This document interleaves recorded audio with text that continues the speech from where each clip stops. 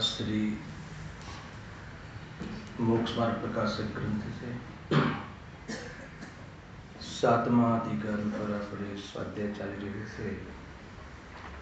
ધર્મ બુદ્ધિથી ધર્મધારક વ્યવહારભાષી મિથ્યા દૃષ્ટિ। એમાં આ જીવને સાત તત્વ સંબંધી જે સિદ્ધાંત છે એ કેવા પ્રકારનું છે એની ચર્ચા અહીંયા ચાલી રહી છે કે જે જીન આજ્ઞાને માને છે, જૈન શાસ્ત્ર દ્વારા તત્વોને શીખે છે, પરિભાષાઓ શીખે છે, નામ શીખે છે, ઉપયોગ પણ લગાવે છે, નિર્ણય પણ કરે છે।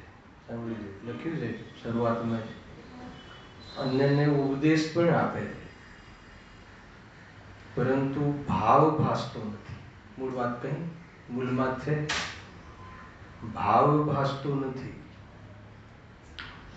એ વાત અહીંયા એમને ખાસ કહી।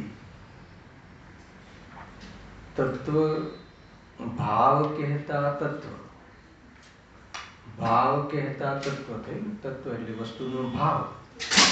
હવે જ્યારે ભાવ જ ભાસતો નથી, તત્વનો ભાવ જ ભાસતો નથી, તો તત્વનું સિદ્ધાંત કેવી રીતે થશે? એ વાત એમને ત્યાં લોજિકલ આપી અને એના અંતર્ગત એક એક તત્વ સંબંધી એ શું માને છે અને જે માને છે એમાં દોષ ક્યાં છે અને એ દોષ ના ભાવરૂપ સાચું સિદ્ધાંત શું છે, 3 પ્રકારના સ્ટેપથી આખો પ્રકરણ ચલાવી રહ્યા છે। ખ્યાલ આવે? 2-3 વાતો ખાસ અને ફોર્મ્યુલા યાદ રાખવી। શાસ્ત્ર જ્ઞાન તો છે પણ ભાવ ભાષણ નથી, એટલે તત્વની યથાર્થતા ભાસતી જ નથી, તો સિદ્ધાંત કેવી રીતે? એક ખ્યાલ આવે? તો પછી એ જે કરે છે એ શું છે? તો એ જે કરે છે, એ જે માને છે એનું અહીંયા નિરૂપણ કર્યું અને માને છે એમાં તત્વ સિદ્ધાંત સંબંધી જે ભૂલ છે એ દોષ સિદ્ધ કરે છે અને દોષ રહિત અવસ્થા કેવી હોય એ બતાવે છે। આ 3 પ્રકારના સ્ટેપથી આ પૂરો વિષય ચાલી રહ્યો છે। એમાં સંવર તત્વનું અન્યથા રૂપવાળી જો પ્રકરણ છે આપણે પ્રારંભ કર્યું છે અને ગુરુદેવશ્રીના પ્રવચનમાં તો આજે અંતિમ લીટી હતી ને, સંવર તત્વની પૂર્ણતા। અને એ સંવર તત્વની પોઝિટિવ વાત છે, અહીંયા સંવર તત્વ સંબંધી ભૂલની વાત છે। અંદર ખ્યાલમાં આવે છે કેવી રીતે સંવર તત્વની પૂર્ણતા થાય છે એની ચર્ચા આજે શ્રી ગુરુદેવશ્રીના મુખથી આપણે સાંભળી હમણાં। જો આમાં લખે છે મૂળ ભૂલ, પહેલો પેરેગ્રાફ આપણે લગભગ થઈ ગયો છે, ખાલી અનુસંધાન માટે વાંચું છું, પ્રશ્ન ઉત્તર। મૂળ અહીંયા એમ કહે છે કે સંવર તત્વમાં અહિંસાદિરૂપ શુભાશ્રમને સંવર માને છે, જે અહિંસાદિરૂપ જે શુભાવ છે એને સંવર માને છે, મહાવ્રત અનુવ્રત આદિને સંવર માને છે, એમ અહીંયા કહે છે। નિશ્ચય સંવર માને છે શું? એ શુભ આશ્રવ તત્વ, આશ્રવના અભાવને સંવર કહે છે અને આ તો આશ્રવને જ સંવર માને છે, શુભ આશ્રમને સંવર માને છે। પંડિતજી ત્યાં ન્યાયથી કહે છે, તો પછી જે ભાવથી એ લખ્યું ને, જે ભાવ અથવા એક જ કારણથી બંધ અને સંવર કેવી રીતે સંભવે, બંધ અને નિદ્રા કેવી રીતે સંભવે, અને એ વાત અહીંયા કહે છે એમ બને નહીં। હવે આ પ્રશ્ન એટલા માટે આવ્યો કે એક જ કારણથી જ્યારે તમે કહો છો કે સંવર નિદ્રા પણ થાય અને બંધ પણ થાય, એવું બને નહીં, તો અમને તો મુનિરાજ હે ને જે 5 સમિતિના પાલન આદિ બહારમાં શુભમાં દેખવામાં આવે છે અને આપ તો કહો છો કે એ તો નિરંતર એમને તો નિદ્રા થાય છે, તો એ કેવી રીતે? પ્રશ્ન ખ્યાલ આવે છે, જો લખ્યું છે મુનિને એક કાળમાં એક ભાવ થાય છે। ભાવનો શું અર્થ લીધો હતો ઋષભ?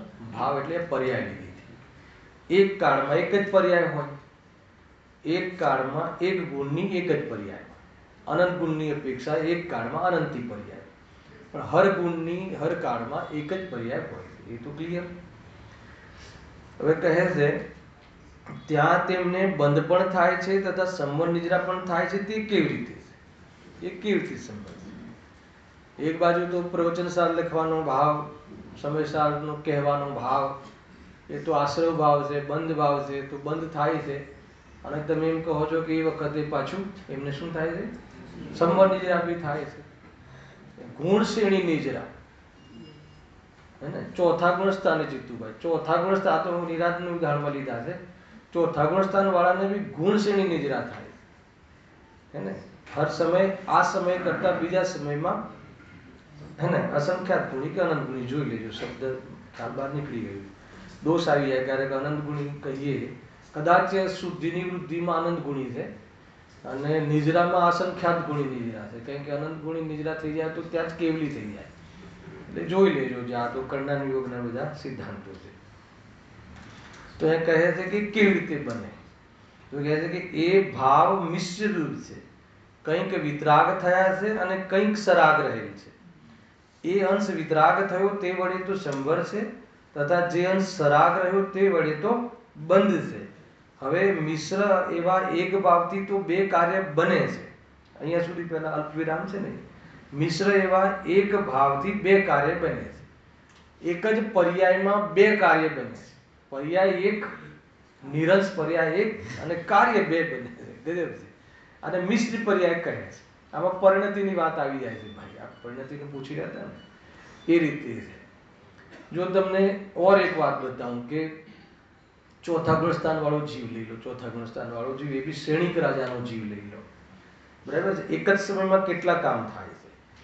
એક તો ચારિત્ર અને શ્રદ્ધા બંનેની ઓરથી લઈ લો તો એક જ સમયમાં એમને ત્યાં કયો ભાવ હોય છે? અશુભ ભાવ.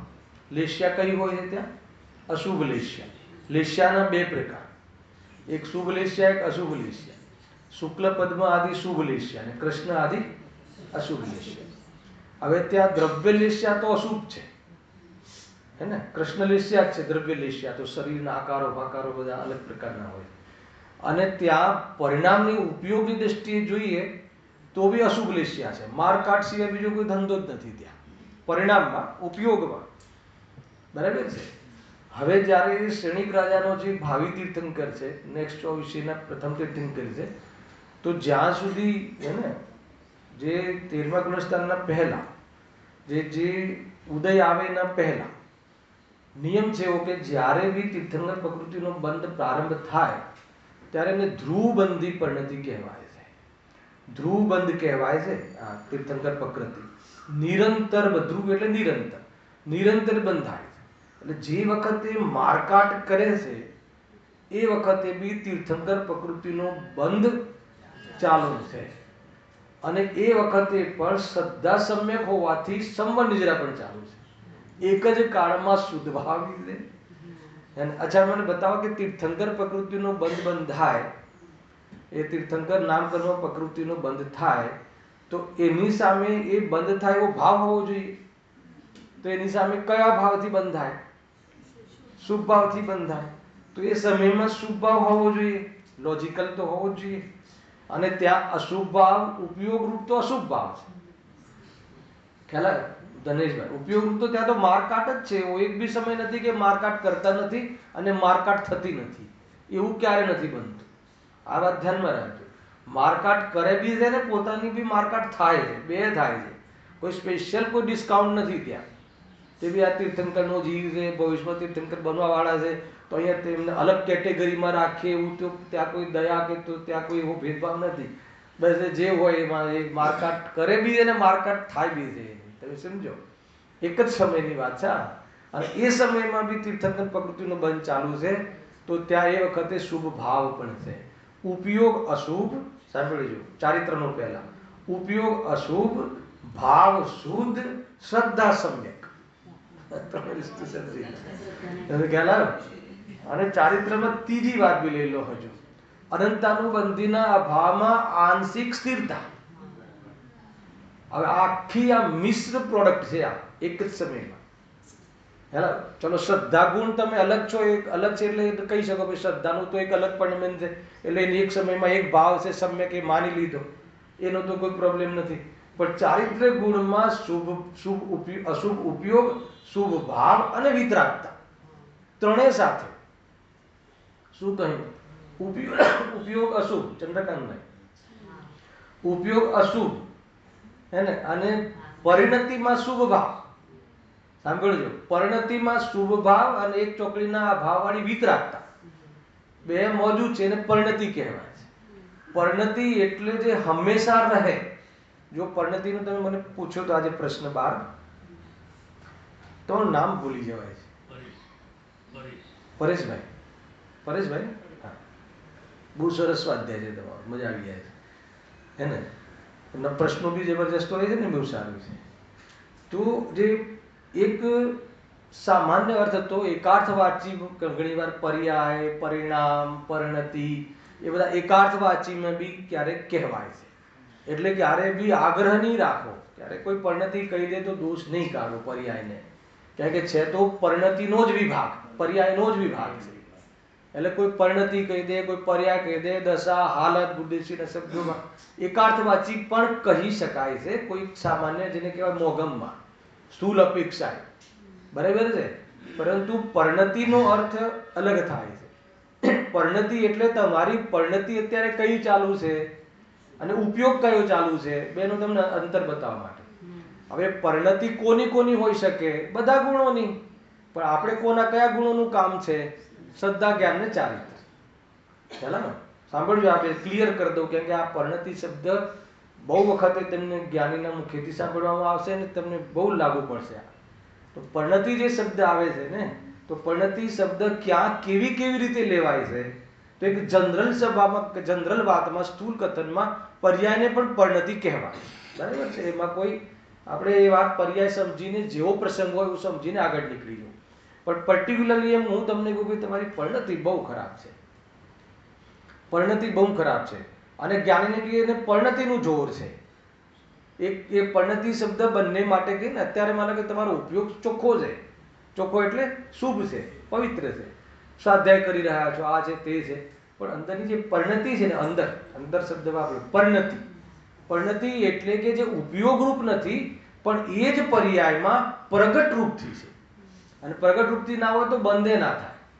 એ જ પર્યાયમાં પ્રગટ રૂપથી છે, કે જેને આપણે કહીએ ને શુભ ઉપયોગ, અશુભ ઉપયોગ, હે ને, અને શુભ ભાવ. માનો કે તમને મીઠાઈ પસંદ છે, કોઈ બી મીઠાઈ, પૂરણપૂરી કે મૈસૂર પસંદ છે ને ભાઈ હર્ષિત? મૈસૂર પસંદ છે કે નહીં? બરાબર છે. હવે મૈસૂરનું સેવન અત્યારે નથી કરતા, પણ મૈસૂરનો જે પસંદગીનો ભાવ છે અત્યારે છે કે નહીં? તમને ખ્યાલ આવે શું કહું છું?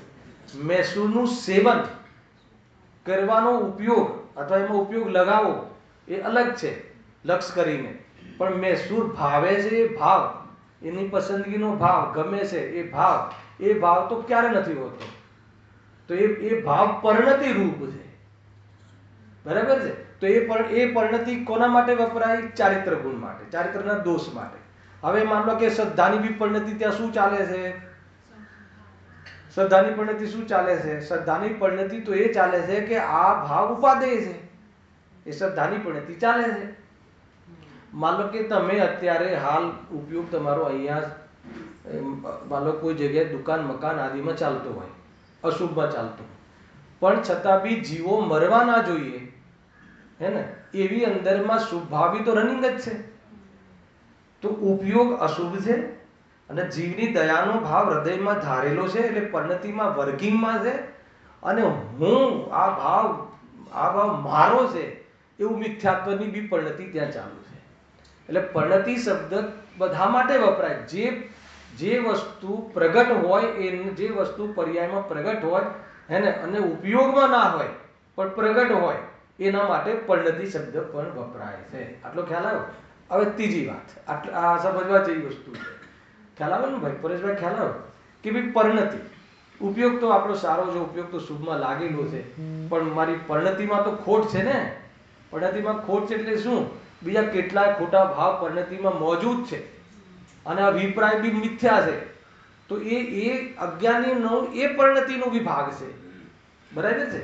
હવે માનો કે ત્યાં જ્ઞાની હોય, પહેલા આને કમ્પ્લીટ કરીએ, ત્યાં જ્ઞાની હોય, એનો ઉપયોગ વેપાર આદિમાં ચાલતો હોય, બરાબર છે.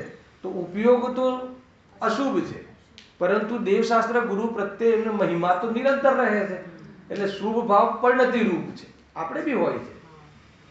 અને શ્રદ્ધા સમ્યક છે, છતાં એ દેવશાસ્ત્ર ગુરુ પ્રત્યેનો જે ભાવ છે, મહિમા છે, એ મહિમાનો મહિમા નથી, હે ને, એનો અહંકાર નથી, એટલે શ્રદ્ધા સમ્યક છે, એટલે શ્રદ્ધાની પરિણતિ સમ્યક છે, હે ને, અને ત્યાં એક ચોકડીય ભાવનો અભાવ છે, એ વિતરાગતા પણ ત્યાં પરિણતિ રૂપ મોજૂદ છે, ઉપયોગ અશુભ છે, અને શુભ ભાવ અને શુદ્ધ ભાવ બે ત્યાં મોજૂદ છે, એ મોજૂદ છે, એ નામ પરિણતિ.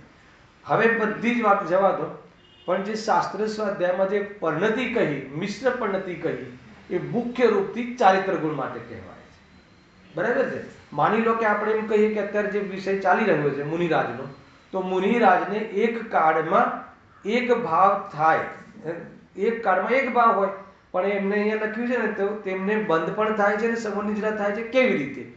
તો સંવનિજ્રા થવાનું કારણ બતાવો. હવે માન લો કે હું ફરીથી બોલું છું, એક જ કાળમાં એક જ પર્યાયમાં સંવનિજ્રા બી થાય છે અને બંધ બી થાય છે.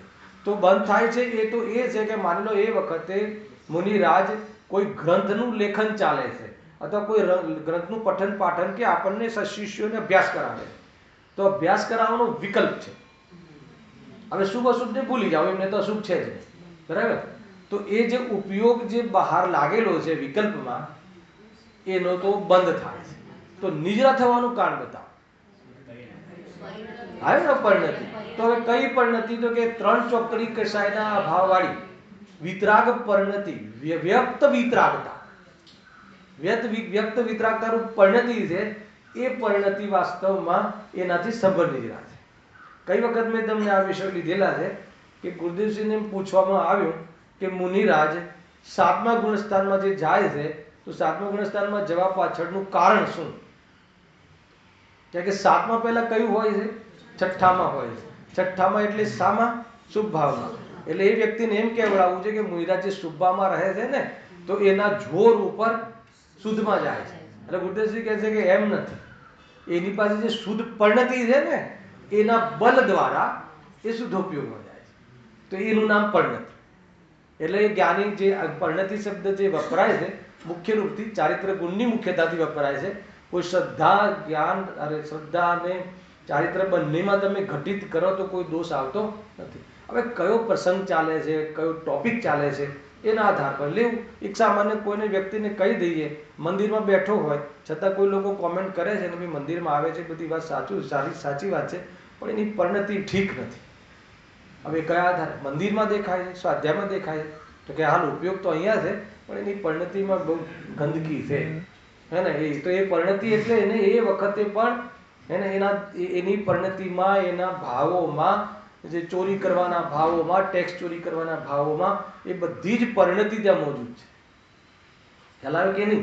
અહીંયા અચૌર્ય મહાવ્રતનું સ્વરૂપ સમજતો હોય અથવા સમજાવતો હોય, પણ પરિણતિમાં ચોરી કરવાના ભાવનો અભાવ ના થયો હોય. ખ્યાલ આવે છે કે નહીં?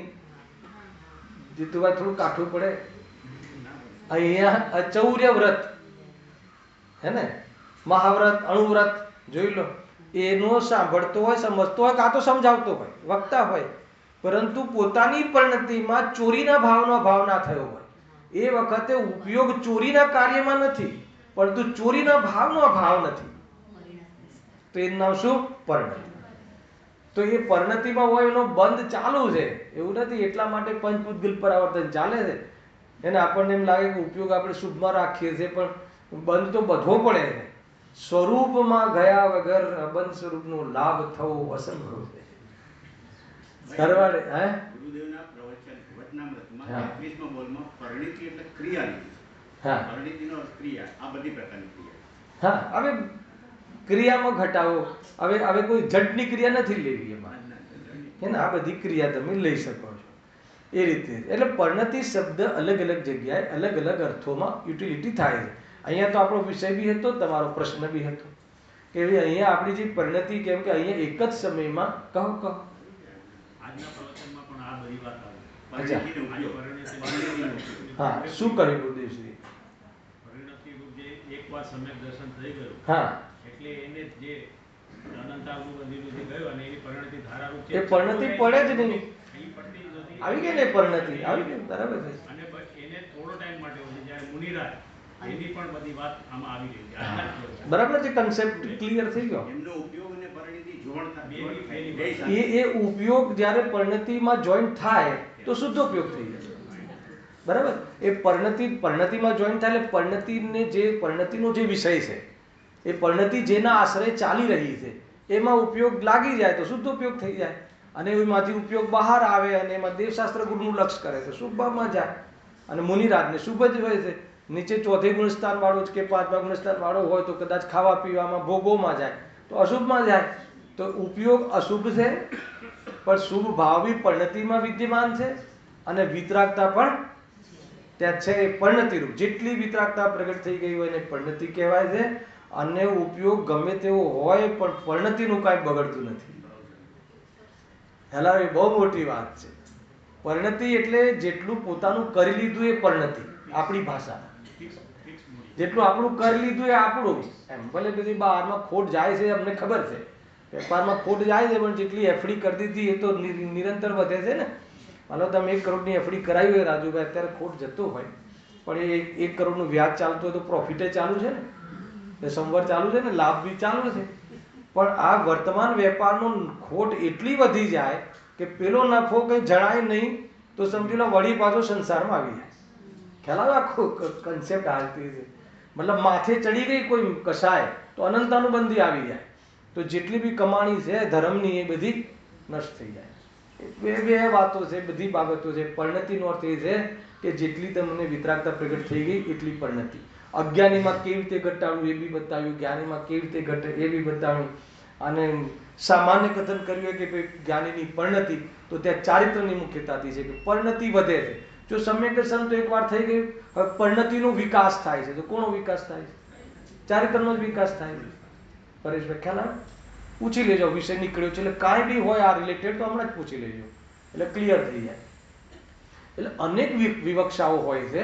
ક્યારે બી કોઈ શ્રોતા ક્યાંયથી કહે તો એ કઈ બાબતથી કહે છે સમજવું જોઈએ. ક્યારે બી આપણે નહીં, પરિણતિ તો ગુરુદેવશ્રી ત્યાં આમ જ કહ્યું છે, પછી ગુરુદેવશ્રી બીજી જગ્યાએ કંઈ કહ્યું હશે એમાં તકલીફ પડી હશે તમને. એટલે એકાંત નહીં કરવું એમ. હવે જેમ છે ને વચ્ચે આપણે પેલા ઉપયોગની વાત આવી હતી ને કે ભાઈ અજ્ઞાનીનો જે બી આ પૂજા પાઠ છે એને વ્યવહાર કહેવાય કે ના કહેવાય, બહુ ચાલ્યું હતું ને. હમણાં 2-4 દિવસ પહેલા જ નિર્જરાધિકારમાં સ્પેશિયલ લખેલું આવ્યું.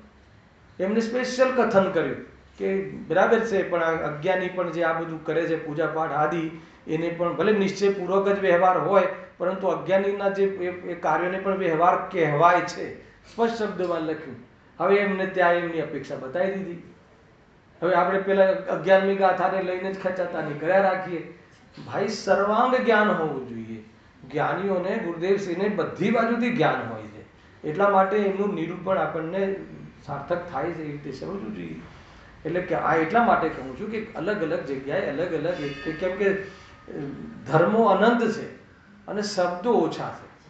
એટલે ક્યારેક ક્યારેક તો એક જ શબ્દ અનેક જગ્યાએ, હવે માનો કે સમ્યક દર્શનમાં બી દર્શન શબ્દ પડ્યો છે અને એ સમ્યક દર્શન છે શ્રદ્ધાગુણનું કાર્ય છે અને એ જ દર્શન શબ્દ એક દર્શન ગુણ પણ છે. બહુ એમાં લોકોને મિસ્ટેક થઈ જાય છે. તો એ સમ્યક દર્શન એ શ્રદ્ધાની વાત છે અને દર્શન ઉપયોગ એ દર્શન ગુણની વાત છે. બંનેમાં દર્શન શબ્દ કોમન છે પણ બંને જગ્યાએ અલગ અલગ અર્થ છે. ખ્યાલ આવે કે નહીં? તો એ રીતે સમજવું જોઈએ.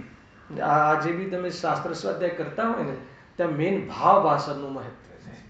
એ એટલા માટે કહ્યું, શબ્દોમાં બહુ ઉલझવું નહીં જોઈએ પણ જેટલો અર્થ આપણને સમજમાં આવે એટલું સમજવું પણ જોઈએ. એ રીતે આ ખ્યાલ આવે? આ વાંચીએ ઉત્તર જો. એ ભાવ મિશ્ર રૂપ છે. કંઈક વિતરાગ થયા છે ને કંઈક સરાગ રહેલ છે. અચ્છા, વિતરાગ થયા છે એ ક્યારે અને સરાગ થયેલા છે ક્યારે?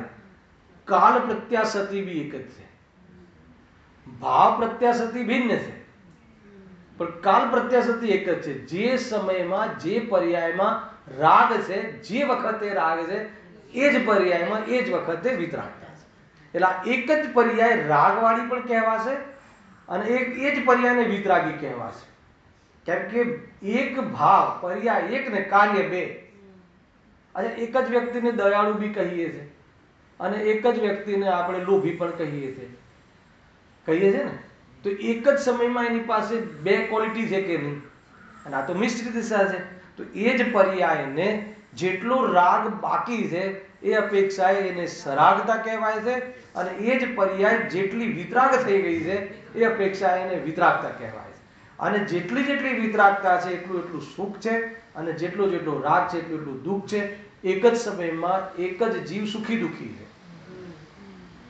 આ બધું મેં શનિવારના ક્લાસોમાં શરૂઆતથી લઈ લીધેલું છે, પણ આપણું કનેક્શન પ્રત્યેક વિજ્ઞાન જોડાવવું જોઈએ. ખેલા સુખ દુઃખની ઓરથી જીવોના 3 ભેદ કર્યા હતા, યાદ છે? એક દુઃખી, એક સુખી દુઃખી અને એક સુખી. આ 3 પ્રકારની કેટેગરી જીવોના 3 પ્રકારના વિભાગોમાં આપણે કઈ કેટેગરીમાં આવીએ? બોલ બેટા, કઈ? સુખી દુઃખી ને? નહીં, સુખી દુઃખી ને. કેટલીક બાબતોમાં સુખી ને કેટલીક બાબતોમાં દુઃખી.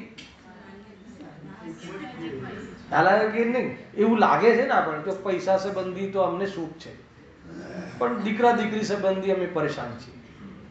ઘણા લોકો આમ કહે ને એમને શરીરનું તો બહુ સુખ છે, શરીર તો બહુ હિટ રહે છે, હાલાકી નહીં, પરંતુ થોડુંક આ બહુ નવી આવી છે, આજ્ઞામાં નથી રહેતી, આ છે તે છે, એ સંબંધી દુઃખ છે. તો સુખી દુઃખી થયું કે નહીં દિનેશભાઈ? તો કહે છે કે એમ નથી. ખ્યાલ આવ્યો ને? જ્ઞાની સુખી, એમાં કેવલ જ્ઞાની સુખી, અલ્પ જ્ઞાની સુખી દુઃખી અને અજ્ઞાની દુઃખી. હવે આમાં આપણે કયા કેટેગરીમાં આવીએ સ્વયં નિર્ણય કરી લેવો જોઈએ. ખ્યાલ આવ્યો? અલ્પ જ્ઞાની સુખી દુઃખી, પૂર્ણ જ્ઞાની સુખી અને અજ્ઞાની એકાંતે દુઃખી દુઃખી ને દુઃખી. હાલ પછી એમાં એ ના જોવાય કે નહીં આ તીર્થંકરના ઘરે જન્મ થયો છે કે આ અહીંયા છે ને કરોડોપતિ છે ને અરબોપતિ છે, કાંઈ નહીં, કે તું સમ્યક દ્રષ્ટિ નથી, અજ્ઞાની છે, મિથ્યા દ્રષ્ટિ છે એટલે દુઃખી. આ રીતે બી આપણે વિભાગ કરેલા. ક્યારેક ક્યારેક જે શરૂઆતમાં શીખવાડેલું હોય ને એ બહુ કામમાં આવે, એટલે એ વખતે હું એ એંગલથી જ લેતો હતો ઋષભ, કે આ બધા કન્સેપ્ટ તમને આગળ કામમાં આવશે. એને પણ પછી એની નોટ્સ ખોલવી જોઈએ, એનો વિચાર કરવો જોઈએ. અને એ રીતે છે. અમે દેશમાં ભણતા ને તો એવું ભણીએ કે સ્કૂલમાંથી છૂટે એટલે દફતર ભરાઈ દેવાનું પાછળ દરવાજાની, પછી બીજા દિવસે જ ખુલે. એ રીતે જ કરતા હતા અમે લોકો. એ ભણવા એટલે એ ભણવામાં ફેલ થઈ ગયા. ખ્યાલ આવે કે નહીં? એ રીતે છે. હા, અહીંયા જો ફર્ક એ ભાવ મિશ્ર રૂપ છે, કઈ વિતરાગતા છે તથા કઈ સરાગ રહેલ છે. જે અંશ વિતરાગ થયો છે તે વડે તો સંવર છે, તથા જે અંશ સરાગ રહ્યો છે તે વડે બંધ છે. હવે મિશ્ર એવા એક ભાવથી તો 2 કાર્ય બને છે, પણ હવે સાંભળજો, એક મિશ્ર એવા એક ભાવથી, એક ભાવ એટલે શું લેવું? ત્યાં એક પર્યાય. મિશ્ર એવી એક પર્યાય, સાંભળજો, મિશ્ર એવો એક ભાવ નહીં લેવાનો, ભાવમાં ભાવ નહીં લેવાનો, ભાવમાં પર્યાય લેવાનો છે. હવે આપણે કાઢવું પડે આ તો, પછી બધું તો એ ન લખે ને. એક સમયમાં એક ભાવમાં 2 કાર્ય, એટલે એક પર્યાયમાં 2 કાર્ય છે. કોઈ સંવર, કઈ સંવરમાં એક સંવર ભાવથી 2 કાર્ય થાય છે એમ નહીં લેવાનું. એક સંવરના 2 ફળ છે એમ નહીં લેવાનું. વિતરાગતાથી બંધ થાય એને એક સંવરથી બંધ થાય ને એક સંવરથી, એવું નથી. નિશ્ચય સંવરથી તો વાસ્તવમાં નિજરાજ થાય છે અને વ્યવહાર સંવરથી બંધ થાય છે. અગર તમારે સંવરમાં સંવર શબ્દ કોમન લેવો હોય તો એ રીતે લઈ લો, એ રીતે જો. પણ એક પ્રશસ્ત રાગથી જ પુણ્યાશ્રમ પણ માનવો તથા સંવર નિજરા પણ માનવી એ ભ્રમ છે. આવી ગયું ને? કઈ એ કોઈ મુનિરાજ આહાર લે છે, શોધપૂર્વકનું નિરંતરાય ભોજન લે છે, દોષ રહિતનું ભોજન લેવાનો જે રાગ છે એનાથી નિજરા થાય કે ના થાય? ઘણી વાર તો એ જીવ સમજે નહીં ને કે આ લોકો છે ને, આ જે બધા મુમુક્ષુઓ છે ને એ પાર્સાલિટી કરે છે. સમ્યક દ્રષ્ટિને તો એમ કહે, શું કહે? તો કે ભોગમાં પણ નિજરા થાય છે, અને મુનિરાજને તો કહે છે કે પ્રવચન સાલ કહે તો બી બંધ થાય છે. આ જીવનું આ આપણા માટે તો જબરજસ્ત આંગળી લોકો ઊભી કરે છે. ભાઈ આ મારી વાત નથી, સમ્યક દર્શનમાં, અરે સમયસારમાં લખ્યું છે. સમ્યક દ્રષ્ટિને તો એકવાર સમ્યક દર્શન થાય એને તો બંધ જ નથી, અને મુનિરાજને પછી કહો કે અલ્પબદ્ધ છે. મુનિરાજ મોટો કે ચોથા ગુણસ્તર વાળો સમ્યક દૃષ્ટિ મહાન? મુનિરાજ મહાન ને, તો મુનિરાજને તમે કહો છો બંધ છે, તો કહે છે કે એમને સંજલક કસાય છે એ અપેક્ષા હજુ અલ્પ બંધ કર્યો છે, અને આને અનંતાનુબંધીનો બંધ નથી એ અપેક્ષા એને બંધ નથી એમ કહીએ છીએ. બાકી એમ નથી કે બંધ નથી, એ રીતે કહ્યું. અબુદ્ધિપૂર્વકનો રાગ પણ હોય છે, શ્રેણીઓમાં બંધ છે, શુદ્ધોપયોગના કાળમાં બંધ ચાલુ છે. કર્ણાની યોગ સિદ્ધાંત ગ્રંથો તો બધી વાત કહે છે. હે ને? સિદ્ધાંત ગ્રંથોમાં કઈ શુદ્ધોપયોગમાં હોય એ ત્યારે બંધ હોય કે ના હોય? હવે બતાવો પરેશભાઈ, ત્યાં કેમ બંધ હોય? ઉપયોગ કયો છે? શુદ્ધોપયોગ. બરાબર છે? શુદ્ધોપયોગ છે ને? ઉપયોગ તો શુદ્ધોપયોગ છે. વ્યવસાય, જ્ઞાનનો વ્યવસાય ક્યાં છે? શુદ્ધાત્મામાં છે, વિતરાગતામાં છે. બરાબર છે? અને પરિણતિમાં અબુદ્ધિપૂર્વકનો રાગ ક્યાં છે પછી? કે પરિણતિમાં ચાલે છે. એમની પરિણતિમાં અબુદ્ધિપૂર્વકનો રાગ ચાલે છે, એટલે એ વખતે બી બંધ ચાલુ છે. ગજબ છે. પછી એ બંધના કેવા સ્તરનો બંધ થાય છે, હે ને? તો એમાં એમ કહ્યું, કેમ કે એમ તો પુણ્ય જ બંધ થાય છે. એક સમજી લો, મુનિરાજની વાત છે. બરાબર છે? પુણ્ય બંધમાં સ્થિતિ તો અલ્પ પડે છે અને અનુભાગ ઘણો પડે છે. પુણ્યનો અનુભાગ ઘણો પડે છે અને સ્થિતિ અલ્પ પડે છે. સ્થિતિ અલ્પ કેમ પડે છે? કે સંસાર સીમિત છે. અને અનુભાગ કેમ પડે છે? કેમ કે દેખો, કાર્ય તો શુદ્ધતાનું કરે છે, કોઈ ભગવાનની ભક્તિ આદિ કરતા નથી, તો એ પુણ્યનો જે અનુભાગ બંધ વિશેષ થાય છે. આપણને એમ લાગતું હોય ને કે ભાઈ આપણે તો જ્યારે ભગવાનની ભક્તિમાં મન જોડાય, ભગવાનની ભક્તિ અથવા એમના ગુણાનુવાદમાં મન જોડાય એટલે પુણ્યનો બંધ ખૂબ પડે. અહીંયા કહે છે કે એમનો ઉપયોગ તો સ્વરૂપમાં લગાવેલો છે. સ્વરૂપમાં લાગેલો છે એવા જીવોને જે પુણ્યનો બંધ થાય છે, એવા પુણ્યનો બંધ કોઈ જીવને નથી થતો. પહેલા એમની જે વિશુદ્ધિ હોય છે ને, અલ્પ અબુદ્ધિપૂર્વકની, એમાં જબરજસ્ત બંધ પડતો હોય છે, બહુ અનુભાગ વાળો. સ્થિતિ અલ્પ પડે છે એટલે સંસાર તો વધતો નથી. સંસાર વધવા માટેની ક્ષમતા એ ભાવમાં નથી, પરંતુ જે બંધ પડે છે બહારમાં બહુ ઊંચો પુણ્યનો બંધ આવે છે, પરંતુ એમાં એમનું લક્ષ્ય નથી, એમાં એમનું કોઈ ધ્યાન પણ નથી, એમનું પ્રયોજન પણ નથી. પણ શું કરે? હવે સાથે આવે તો આવે છે, હે ને? કોઈને ઘાસ ઉગાડવાનું પ્રયોજન કોઈ ખેડૂતને હોતું નથી. પણ એકલું ઘાસ શું કામ? એ ઘાસ શું કામ ઉગાડે? એકલા ઘઉં જ ઉગાડતો હોય તો જરા કહેજો કોઈ ખેડૂત. એને એકલા ઘઉં જ ઉગાડવા જોઈએ નહીં. ઘાસ ઉગાડવું તો જ્યારે ઘાસ ફેંકી દેવું પડે, હે ને? આજકાલ દિલ્હીમાં તો એને લઈને પોલ્યુશન થતું હતું, તકલીફ પડે છે, તો એના કરતા એકલા ઘઉં ઉગાડવા જોઈએ. એવું કોઈ બી જ્ઞાન લાવો જરા. તો કે નહીં, એ તો ઘઉં ઉગાડવાની સાથે ઘાસ તો ઉગશે, પણ ઘાસ માટે ખેતી નથી થતી, ઘઉં માટે ખેતી થાય. આ બસ આટલું કન્સેપ્ટ છે. કઈ વાર આપણી ચર્ચા થયેલી છે, પણ આપણે ભૂલી જઈએ છીએ, એટલે રિપીટ કરીએ છીએ. જો હા, અહીંયા શું કહે છે? પણ એક પ્રસંગ રાખતી પુણ્યાશ્ર પણ માનવું તથા સંવર નિજરા પણ માનવી, એ તો ભ્રમ છે. મિશ્ર ભાવમાં પણ આ સરાગતા છે અને આ વિતરાગતા છે. જો આ મેળ વાત છે. મિશ્ર ભાવમાં પણ આ સરાગતા છે અને આ વિતરાગતા છે. આટલો આટલો રાગ છે અને આટલો આટલો વિતરાગતા છે. એવો વિભાગ, એવું વેદ જ્ઞાન જ્ઞાનીને કયા સમયે રહે છે? હર સમયે રહે છે. રાગને જાણે કે ના જાણે જ્ઞાની? રાગ આપણે જ્યારે જ્યારે જોઈતો જ નથી તો જાણવો શું કામ? લોકોને આવો પ્રશ્ન, જે વસ્તુ છોડી દેવી એના ગીત શું કામ ગાવા? તો ગીત ગાવાની વાત નથી ભાઈ, એનું વિભાગરૂપ જ્ઞાન છે કે નહીં? લખ્યું હજુ મિશ્ર ભાવમાં પણ આ સરાગતા છે, આ વિતરાગતા છે, એવી ઓળખાણ સમ્યક દ્રષ્ટિની જ હોય છે, એવો વિભાગ, એવું યથાર્થ જ્ઞાન, હે ને? બંને એ જ્ઞાની, જો જ્ઞાન બધાનું થશે અને શ્રદ્ધા એકને જ અપનાવશે. હવે એકને અપનાવશે એટલે પોતા તરીકે જ અપનાવશે. હવે એ પરને પોતા તરીકે અપનાવે છે કે સ્વને પોતા તરીકે અપનાવે છે? પણ શ્રદ્ધાનો વિષય તો સ્વ જ છે. શું કહ્યું? ના ખ્યાલ આવે? શ્રદ્ધામાં પર નામની કોઈ ચીજ જ નથી. એ પરને પણ સ્વ તરીકે જ માને છે, અને પરને સ્વ તરીકે માને છે. એ શ્રદ્ધાનો અપરાધ છે, શ્રદ્ધાનો દોષ છે. ખ્યાલ આવ્યો? અને સ્વને સ્વ તરીકે માને તો તરી આવે છે. આટલી વાત તો છે. જે જેવું છે એવું માનવું જોઈએ. હા, મિથ્યા દ્રષ્ટિને એવી ઓળખાણ નથી. મિથ્યા દ્રષ્ટિને રાગ અને જ્ઞાન બંને છે કે નહીં? મિથ્યા દ્રષ્ટિને રાગ અને સ્વભાવ બે છે કે નહીં? બે છે કે નહીં? તો બે છે, પણ એને શું નથી? બંનેની ઓળખાણ નથી. અથવા બંનેની ઓળખાણ નથી એટલે રાગને પણ જ્ઞાનની જેમ સ્વભાવ માને છે. બંનેનો ભેદ જ ખબર નથી, બંનેને એક સમાન માને છે. એક સમાન એટલે શું? હે ને? રાગને જ પોતાનું સ્વરૂપ માને છે, સ્વભાવ માને છે, એની પૂર્તિ કરવો એનો ધર્મ માને છે, એનું કર્તવ્ય માને છે. અને અનાદિથી રાગની પૂર્તિ કરવાનો પુરુષાર્થ કરી રહ્યા છીએ, ઉલટું કામ કરી રહ્યા છીએ. અને સુખી થવા માગીએ છીએ, અને સુખી થવાય કેવી રીતે? રાગની પૂર્તિથી સુખી થવાય નહીં, તો એટલે આપણે સુખી થતા નથી.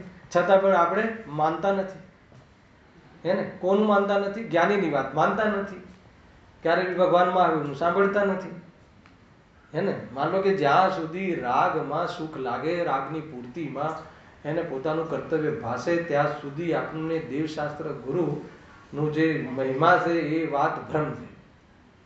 હાલે ભાઈ, આ રીતે છે બંને એકબીજાની સાથે કેવી રીતે અનુસંધાન છે સમજવું જોઈએ. હા, મિથ્યા દ્રષ્ટિની એવી ઓળખાણ નથી. તેથી સરાગ ભાવમાં સંવરના ભ્રમથી જુઓ પ્રશસ્ત રૂપ કાર્યોને ઉપાદેય સદ્ધે છે. અહીંયા પ્રશસ્ત રૂપ કાર્યો ન હોવા એવું ન કહે.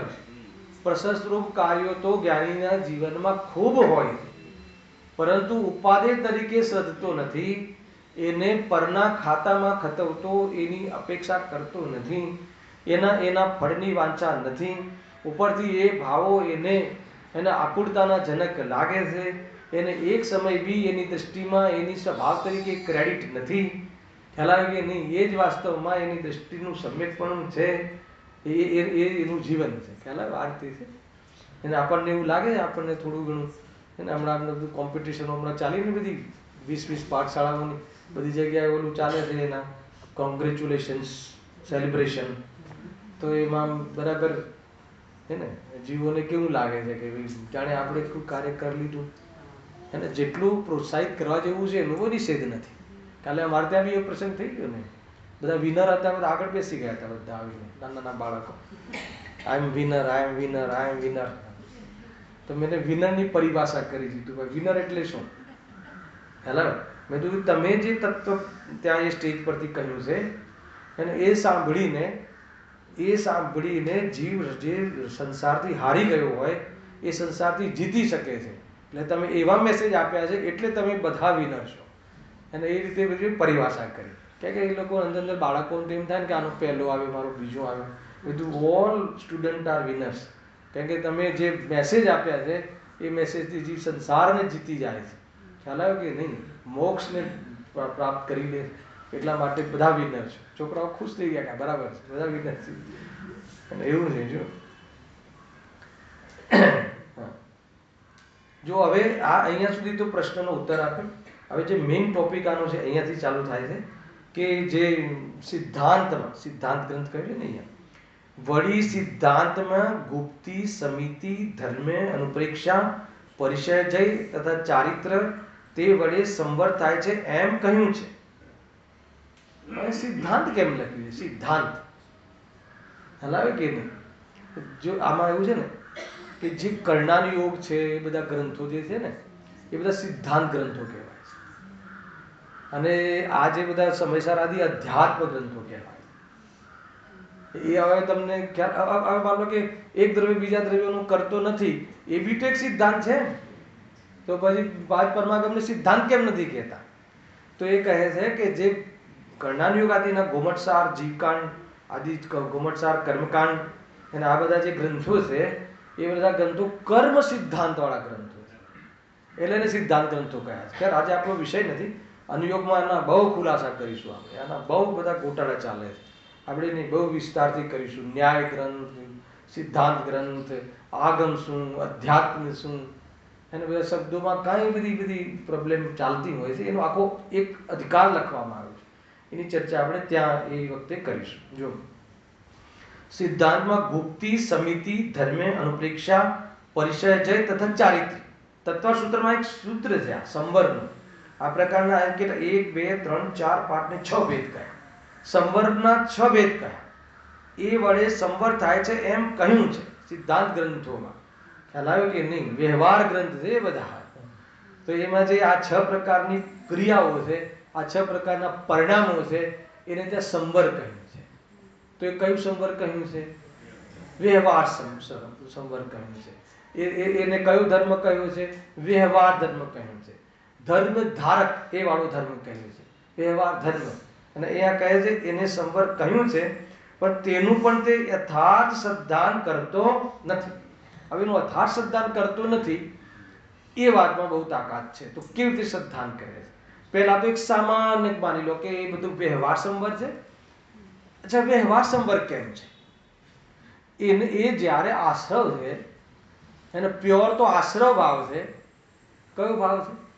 આજે ગુપ્તિ સમિતિ આદિ એના જે વિકલ્પો છે એ શુભ ભાવ છે, કસાયની મનતાનો ભાવ છે. તો ખરેખર જોવામાં જઈએ તો કયું તત્વ છે? એ જ આશ્રવ છે. એ જ આશ્રવને મોક્ષ માર્ગમાં એમાંથી આ 6 પ્રકારના જે છે એને શું કહ્યું છે? વ્યવહાર સંવર. એ લખ્યું ને સંવરના ભેદ છે. તો મને બતાવો કે એને વ્યવહાર સંવર કેમ કહેવામાં આવે? એના પર વ્યવહારનો ઉપચાર કેમ કરવામાં આવે?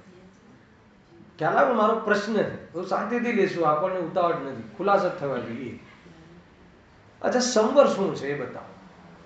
હવે સંવરની પૂર્ણતા વાળી ગાથા ગુરુદેવ સ્થિતિ સાંભળીને આપણે, તો મને બતાવો કે સંવર એટલે ભાવ સંવર શું છે એ બતાવો.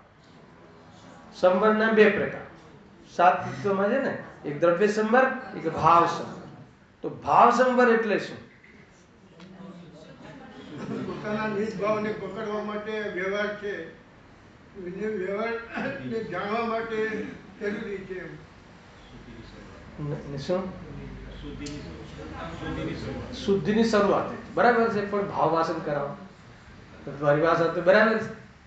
સંવર, સંવર સમ્યક રીતિથી પોતાને વરવું, હે ને, પોતાને ઓળખવું, વેદ જ્ઞાન દ્વારા પોતાને ઓળખવું, પોતાને વરવું. સાંભળજો, આમાંથી કંઈક વાત નીકળશે. પોતાને વરવું, પોતાનો પરિચય કરવો, પોતાનામાં સમાવવું, પોતાની દૃષ્ટિ કરવી, સ્વભાવની દૃષ્ટિ કરવી, આનું નામ સંવર છે. બરાબર? તો આ જ્યારે પોતાનામાં વરવા માટે, પોતાનામાં વરવાની યોગ્યતા થાય એ માટે વાતાવરણ કેવું હોવું જોઈએ? અમે તમે બસ હવે તમે અમને ફોર્મ્યુલા આપી દીધી છે ને, પોતાને ઓળખવું, પોતાને વરવું, એટલે હવે અમે બસ દુકાને બેસીને બે કરીશું એટલે દુકાન બી ચાલે અને સંવર બી થાય. તો કે ના, એના માટે આ 6 ભાવ લખ્યા છે.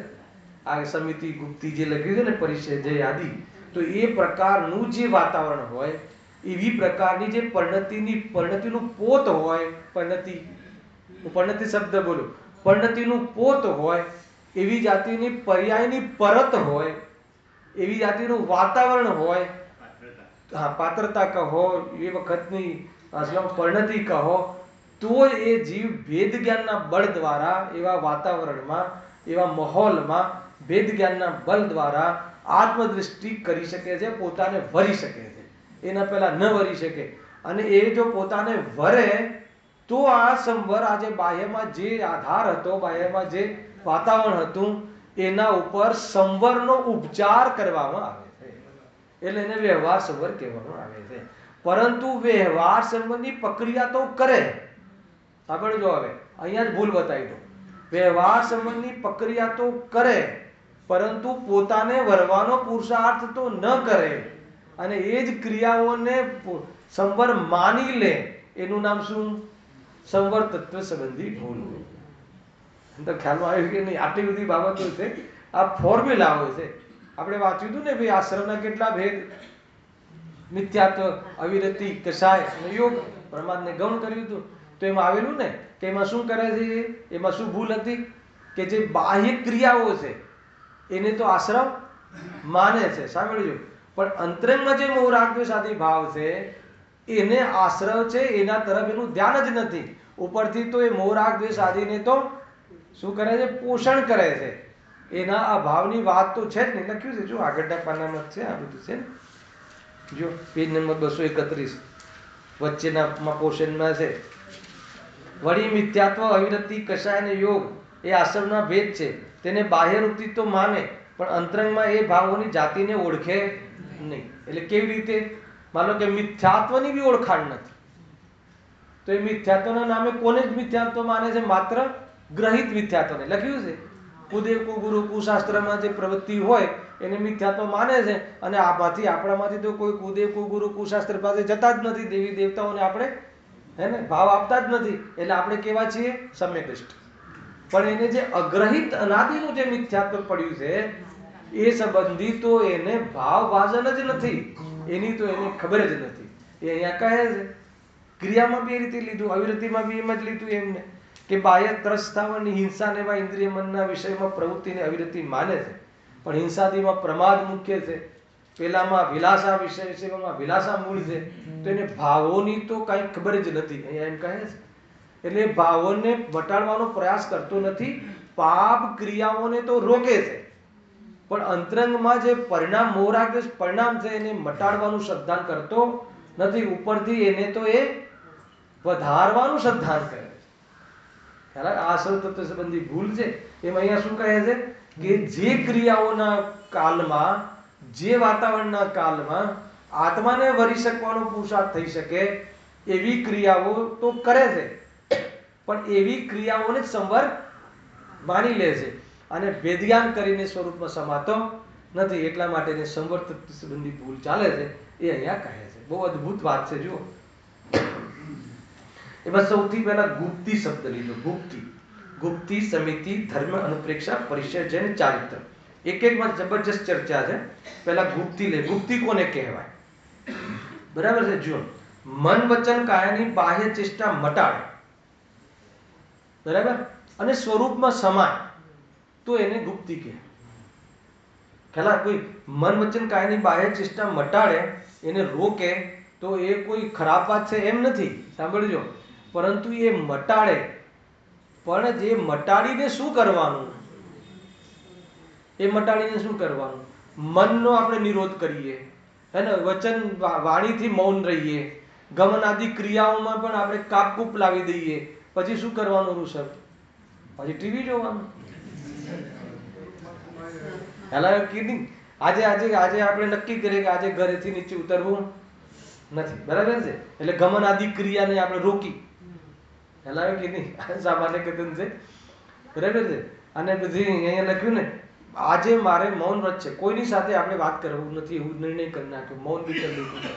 પછી શું કરશો કે એની ખબર નથી, બસ કોઈ બી રીતે મૌન રહેવાનો અમે પુરુષાર્થ કરીશું, ગમે તે થાય પણ સાહેબ અમે મૌનને નહીં તોડીએ, એમાં અમે પૂરી તાકાત લગાડી દઈશું. શું લગાડશો તમે? હલાવે કે નહીં.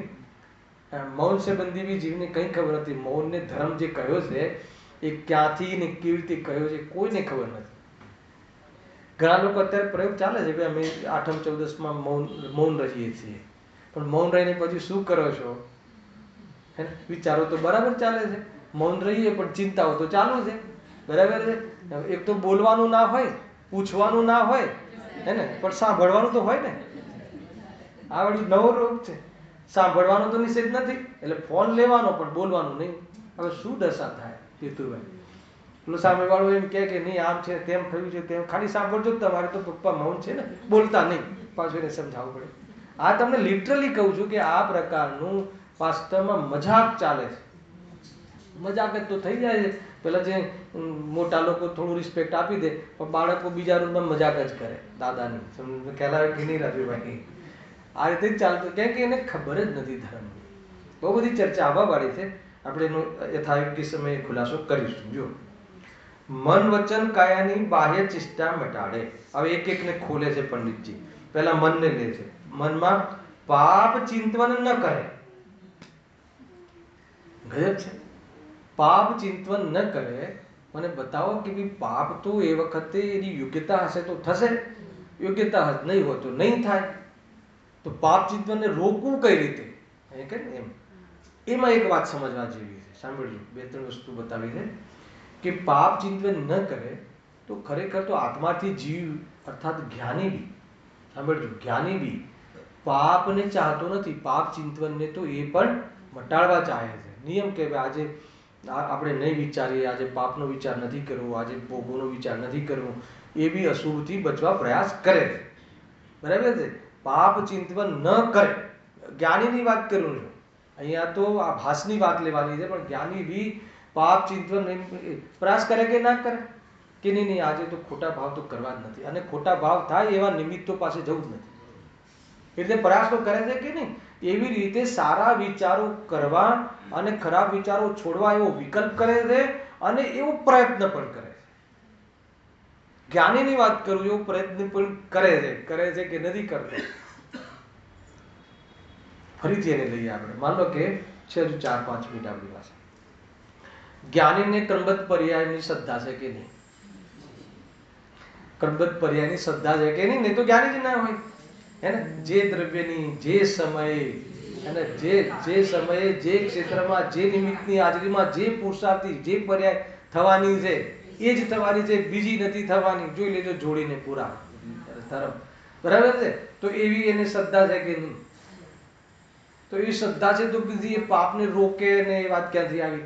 ઘણા લોકો કહે છે તો મને બતાવો, તો છતાં બી આ ખબર છે તો બી જ્ઞાની એવી ભાવના નથી કરતો. અપૂર્વ અવસર એસા કબ આયેગા, અપૂર્વ અવસર એવો ક્યારે આવશે, ક્યારે આવશે તો ક્રમબદ્ધ પર્યાયની ખબર નથી, પણ ભાવ કરે છે કે નહીં? ભગવાન મારે અપૂર્વ અવસર એવો ક્યારે આવશે?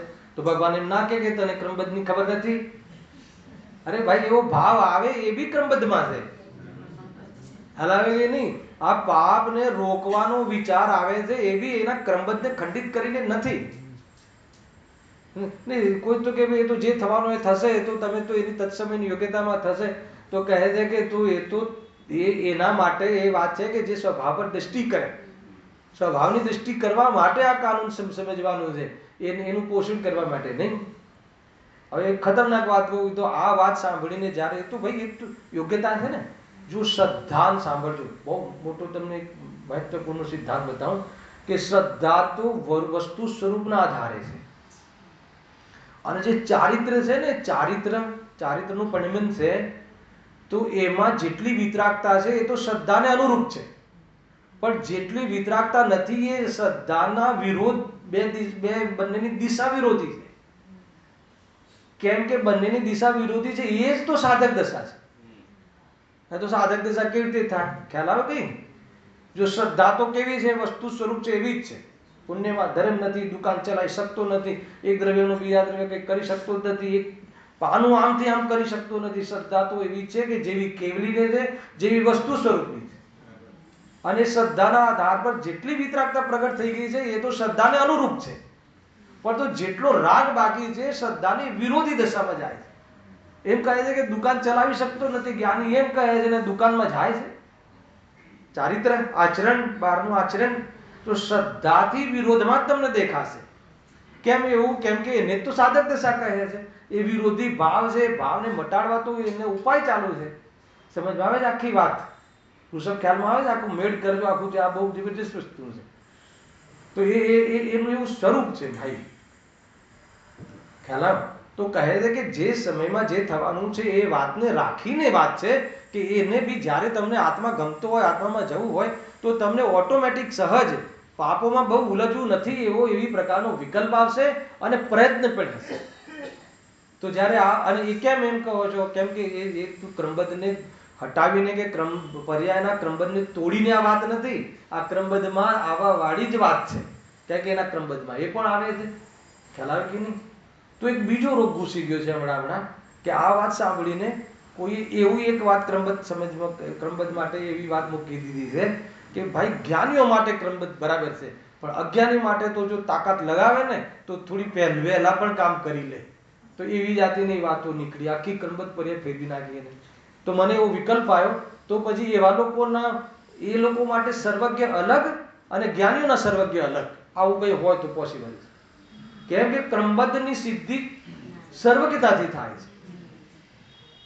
ક્રમબદ્ધની સિદ્ધિ શાનાથી થાય? સર્વજ્ઞતા ત્રણેય કાળનું જાણે છે, એનો અર્થ કે આપણી પર્યાય ફિક્સ છે.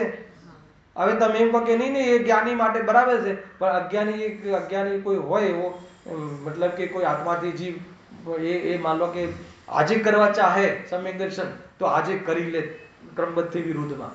આવી વાત વહેતી થઈ ગઈ બહુ જીવને બહુ. ભાઈ એ તો અરે ક્રમબદ્ધનું સાંભળીને મહેનત કરવાનો, મહેનત કોને કહેવાય? અચ્છા, આપણે શું મહેનત કરીશું સમ્યક દર્શન માટે? જે વસ્તુ છે જેવી છે એવી માનવાની છે. પર્યાયને ક્રમબદ્ધ માનીને પર્યાયમાં ફેરવવાની બુદ્ધિ મટી જાય એનું નામ તો સમ્યક દ્રષ્ટિ છે. બીજું છે શું? વસ્તુનું દર્શન, દ્રવ્ય ગુણ પર્યાયનું યથાર્થ દર્શન. જેવું છે માનવું, એને એમ માનતા આપણને જે અહંકાર હતો મેં કર્યું અથવા આ મારું કરે છે એ પ્રમાણેની બુદ્ધિ નીકળી જાય તો નિર્વિકલ્પ થઈ જાય છે, શાંતિ થઈ જાય છે, એનું સમ્યક દર્શન કહે છે. આખી વાત ખ્યાલ આવે કે નહીં? એ રીતે અહીંયા વાત કહી છે. આપણે અહીંયા સુધી આવ્યા છે કે પાપ ચિંતન ન કરે. આ ભાષીની વાત છે કે મન વચન કાયાની બાહ્ય ચેષ્ટા મટાડે. ગુપ્તી સંબંધી એની શું ભ્રાંતિ છે, એ કોને ગુપ્તી માને છે અને ગુપ્તી જે માને છે એમાં શું દોષ છે અને ખરેખર ગુપ્તી શું છે, એ 3 લેવલની ચર્ચા આપણે કાલે ફરીથી કરીશું. બરાબર? સહેજાનંદી અવિનાશી